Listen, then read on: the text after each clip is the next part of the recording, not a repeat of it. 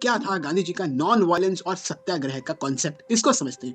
दरअसल गांधी जी का एक एग्जाम्पल नॉन वायलेंस के रूप में नॉन वायलेंस को लेकर के बड़ा फेमस है। गांधी कहते थे कि अगर कोई एक गाल पे आपको थप्पड़ मारे और आपने कुछ नहीं किया है और वो आपको सता रहा है, आपको थप्पड़ मार दिया उसने, तो आप दूसरा गाल भी आगे कर दो, दूसरा गाल भी आगे कर दो, ठीक है।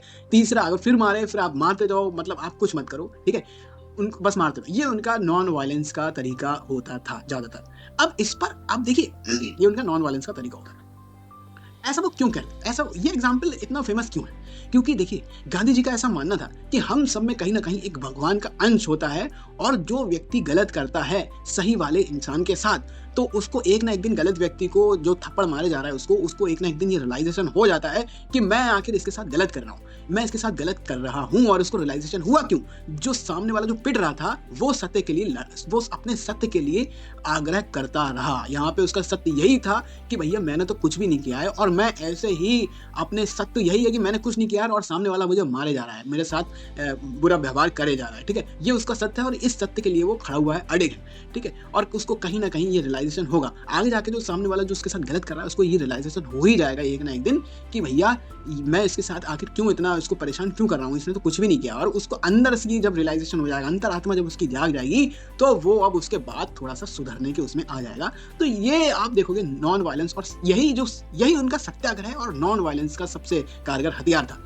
अब इस पर अगर हम इस पे एग्जाम्पल पर सेट करें, जो पिट रहा था वो अगर हम इंडिया यानी कि भारत माने, और जो उसको मार रहा था, ठीक है, उसको अगर हम ब्रिटिश माने, ब्रिटिश यानी कि अंग्रेज माने, तो इनका ये कहना था कि अंग्रेजों को एक ना एक दिन उनकी अंतरात्मा जाग जाएगी, और हम यानी कि भारतीय जो हम उनको ये इस बात का रियलाइजेशन हो जाएगा कि ये भारतीय हैं, ये अपने शांतिप्रिय तरीके से अपने आज़ादी के लिए लड़ रहे हैं, अपने स्वराज के लिए लड़ रहे हैं, तो हम आखिर क्यों इनका शोषण कर रहे हैं, हम आखिर क्यों इनको जो इनकी मांगे हैं वो नहीं दे पा रहे हैं। तो एक ना एक दिन इस प्रकार से उनको रियलाइजेशन हो जाएगा अंग्रेजों को।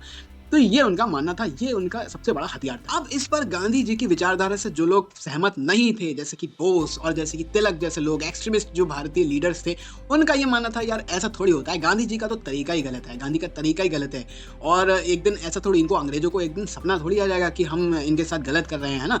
तो इनको कोई सपना अपना आने वाला है नहीं, और उनको कोई रियलाइजेशन होने वाली है नहीं। हमें अपने तरीके से आज़ादी को प्राप्त करना होगा, हमें अपने तरीके से स्वराज को प्राप्त करना होगा, और इसके लिए अगर हमें ज़रूरत पड़ेगी तो हथियारों का भी यूज़ होगा, है ना, वायलेंस भी होगा, ठीक है। तो इसलिए गांधी जी को लगातार आप देखोगे, गांधी जी जब भी देखिए अपने बड़े आंदोलन में जब भी हिंसा का साथ आ जाता था, हिंसा जब भी हो जाती थी, वायलेंस हो जाता था, जैसे कि एग्जाम्पल है नॉन कॉपरेशन मूवमेंट में, जब 1920 में नॉन कॉपरेशन मूवमेंट में, असहयोग आंदोलन में, जब 1922 फरवरी 1922 में चौरा-चौरी की जब घटना हो जाती है फरवरी 1922 के आसपास, तब गांधी जी एकदम से उसको डिसबैंड कर देते हैं, यानी कि नॉन कॉपरेशन मूवमेंट को हटा देते हैं, ठीक है। तो इसलिए ये आलोचकों का मानना था कि इनका भैया तरीका ही गलत। अब इस पर रेवोल्यूशनरीज का यानी कि क्रांतिकारियों की विचारधारा किस प्रकार से थी, उनका ये मानना था नहीं भैया, हमें चाहिए आमूलचूल परिवर्तन, क्योंकि पूरे समाज में देखोगे उनकी विचारधारा के अनुसार पूरे समाज में 2 वर्ग हमें दिखाई देते हैं, या हम 3 वर्ग भी कह सकते हैं।